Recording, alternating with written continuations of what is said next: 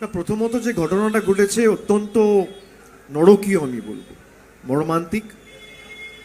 এবং মুখ্যমন্ত্রী, রাজ্য সরকারের যে অবস্থান সেটা ইতিমধ্যেই স্পষ্ট করে বলেছেন।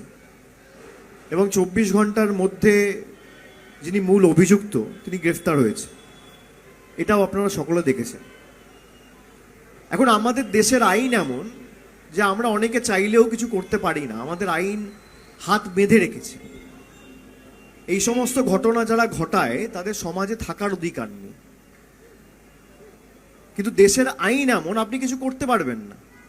ট্রায়াল হবে, দোষী সাব্যস্ত হবে, তারপর আইদার তার ফাঁসি হবে, নইলে যাবজ্জীবন কারাদণ্ড হবে, নইলে অন্য কোনো বিচার ব্যবস্থা তার বিরুদ্ধে যা ব্যবস্থা ঘোষণা করবে তাই হবে।